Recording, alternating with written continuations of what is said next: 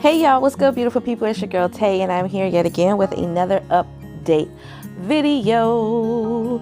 So definitely make sure you guys smash that like button, comment down below, subscribe, plus push your post notification bell button so that when anytime I upload a video, you will be notified. So yeah, as you guys can see, I have a little guest here. You know, the change in the season, it's hot one day and then it's cold one day. Like today, it's nice, bright and sunny outside, but it's actually a little cool. I don't have none of my fans on, which you guys know I'm a fan queen. I have all of my fans on usually to keep, because I still need to have a bit of a breeze blowing on me every day. It doesn't matter how cold it is, but it's actually cold enough to where the breeze from my window over there is sufficient. Okay, so my son is just a little bit slow at getting up and moving today.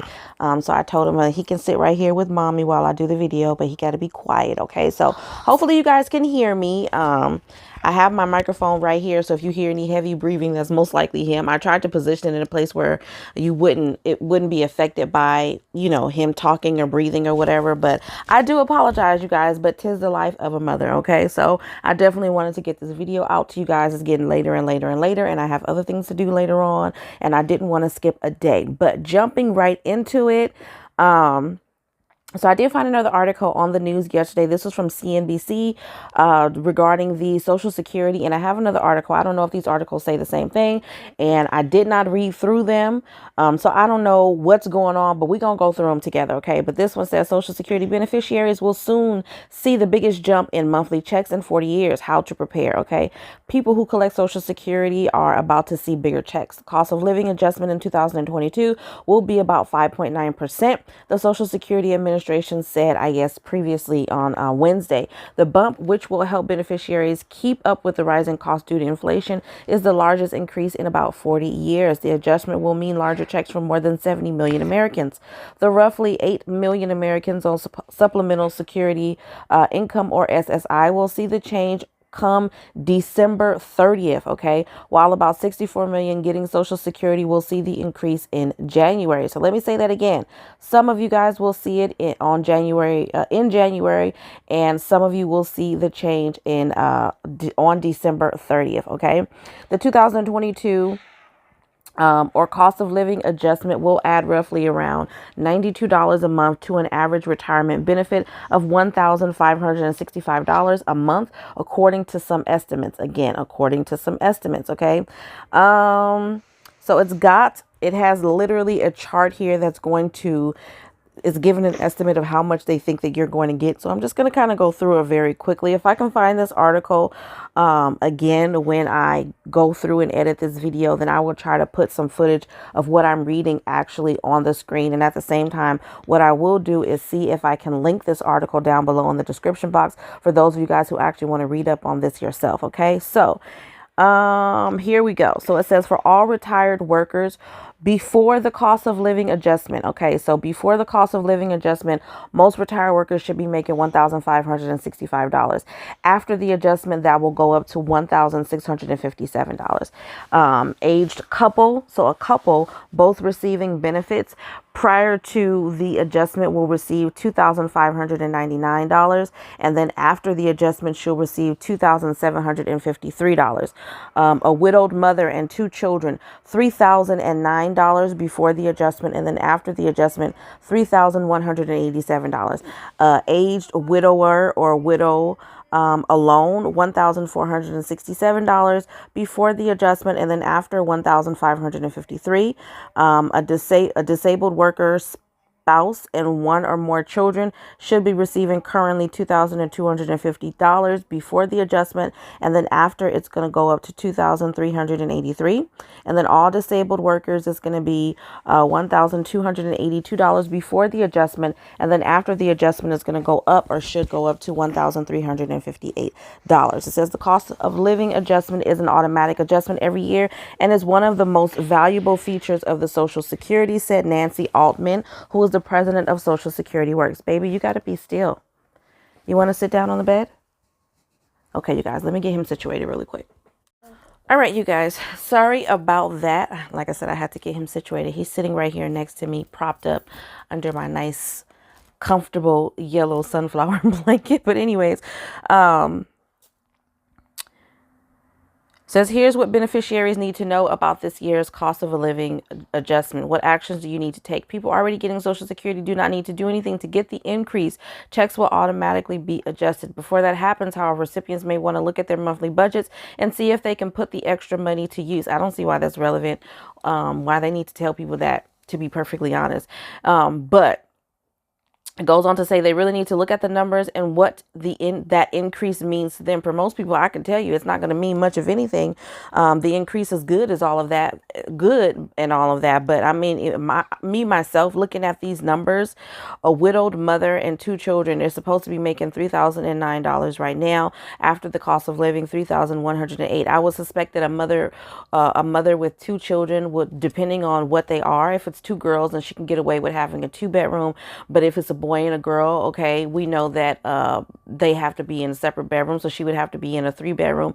And I'm going to say that most likely a 3-bedroom place out here is probably way more than $3,000. So what is she using for food and her other her other monthly necessities, okay, whether that be her cell phone, her house phone, her cable. Most people don't think those are necessities, but at the end of the day, this still isn't enough. The gas that needs to go in her car. If she doesn't have a car, then she has to have some type of transportation. Is she paying for Lyft? Is she paying for a bus? Whatever that may be, what I'm trying to say is that these numbers that I'm looking at compared to the cost of living out here is not really going to be doing much, okay?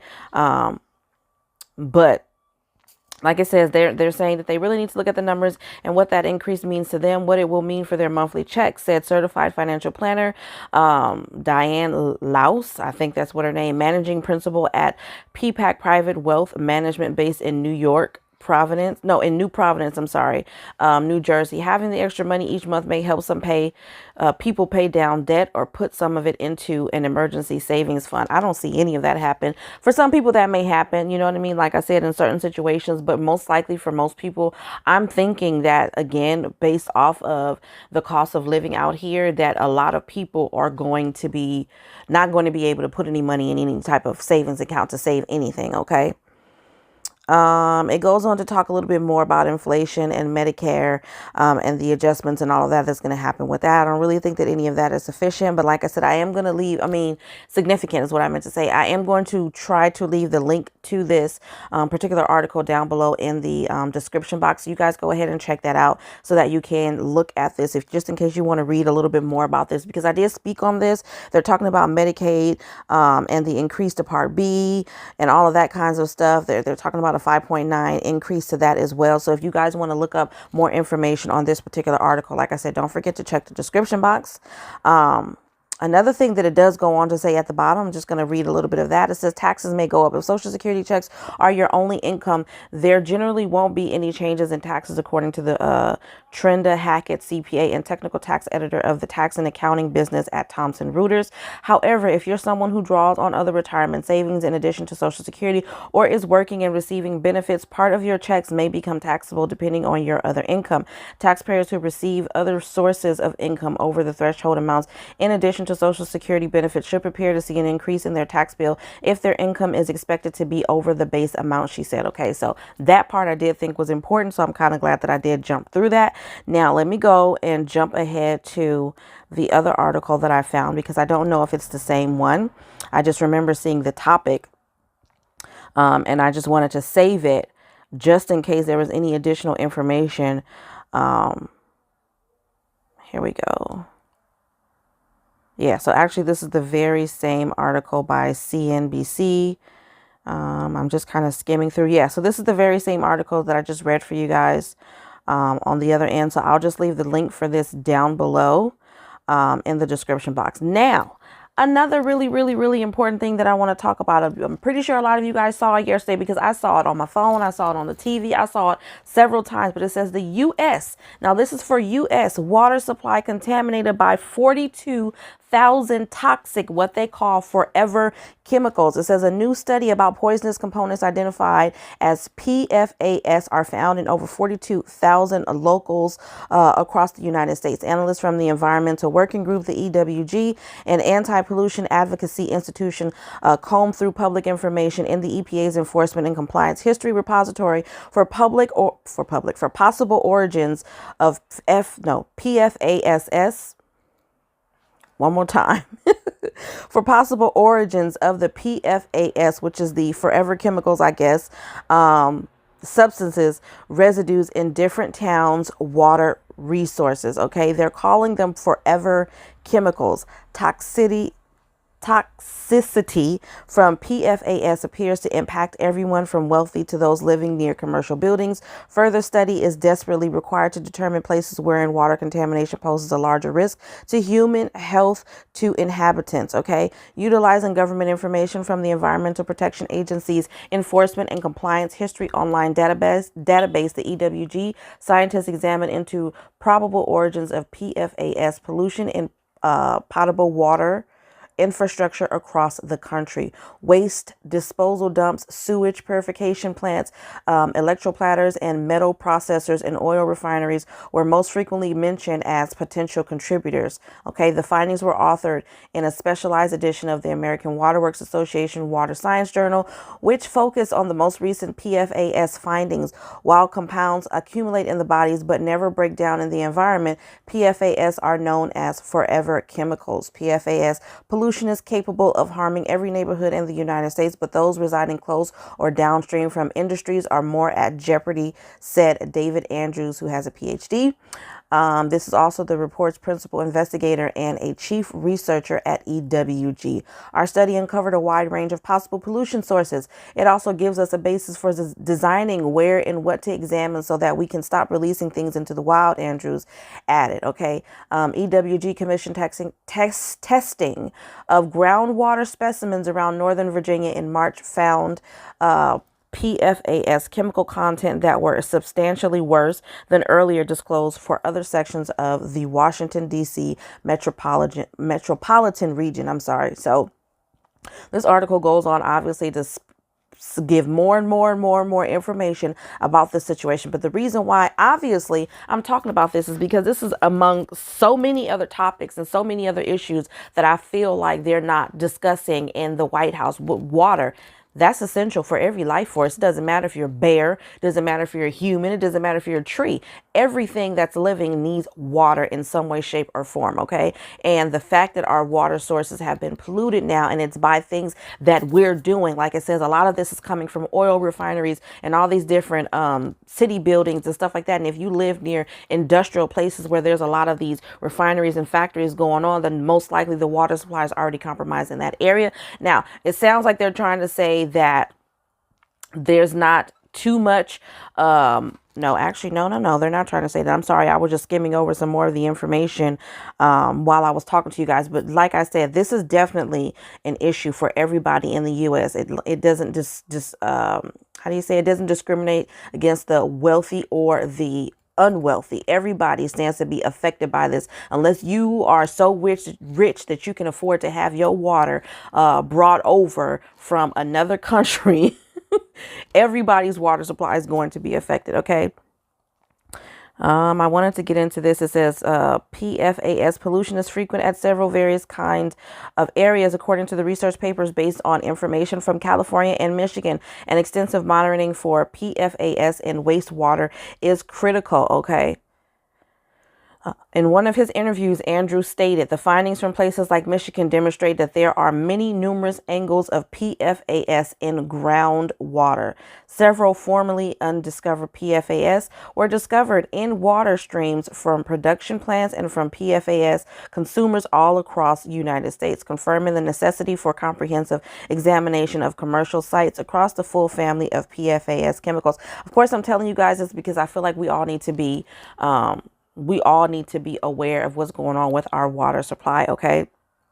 I'm going to read a little bit more because, again, I'm reading this and I think everybody needs to be aware of the possible effects of this water. Obviously, we know that if too much of this is ingested, obviously something can happen. But I'm going to read what it says here. PFAS are the most pervasive hazardous chemicals on the planet, having been found everywhere from drinking water to foods, to packaged foods and hygiene products. They can be detected in the blood of anyone on the planet, even young newborns. Okay.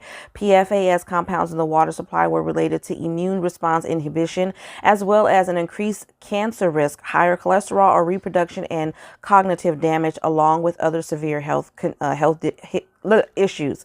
Controlling PFAS contamination in groundwater and potable water is still a major problem across the country. However, it is one that may be satisfied via extensive testing of ground and water supplies, as well as effluent from suspected PFAS origins. Okay, I'm going to see if I can copy this link, because I really want you guys to have this information yourselves and read up on this yourself. So I'm going to see if I can copy and paste this link as well and put this in the description box below. If it's not this specific article, then there will be another article that references this information, because again, this is something that's very, very serious and detrimental to all of us. We all need water to survive here.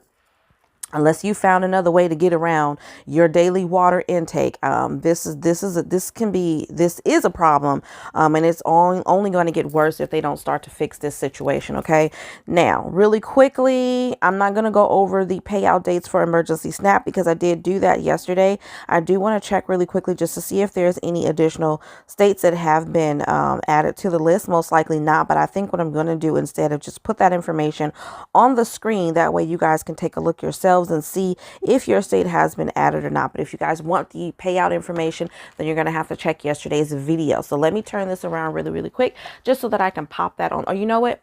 Never mind. I'll just put it on the screen when I go back and edit this video. But on that note, you guys, I hope this information was in some way helpful or useful to you guys. Do me a favor, as always, don't forget to smash that like button, because it really does help to let YouTube know that you like what I'm doing and you want me to stick around. Again, I'm so sorry that we had my son and he was moving around, and it probably messed up the sound in the beginning of the video. So I do apologize for that. I also apologize for the lighting. I forgot to turn it off. So I know I'm probably going back and forth between being in the light and being in the shadows right now, because the actual room light is on and then I've got natural light coming in from the window. Okay, so again, I do no, you're gonna fall. No, baby. Thank you. I do apologize for all of that, you guys, but don't forget to check the description box down below for the links to these articles, okay, as well as my discount codes. These are not affiliate links, but I do have some discount codes down there just in case you guys wanted to go ahead and start a beauty subscription, or just go ahead and buy you some makeup and treat yourself. Don't forget to check out my merch shop, and as always, you guys, I'm going to say, remember to live, love, and elevate, and I will definitely see you guys in the next video. Oh, happy Vlogtober day 19th. Okay, I know I missed a couple of days and I said I wasn't, but so far I think I'm doing pretty good. I'm trying, y'all. I'm trying. I still think I'm putting out more videos, because some of these days, honestly, I've been putting out 2 videos in one, so it may even out. But on that note, you guys, I'm gonna get out of here. Bye, y'all.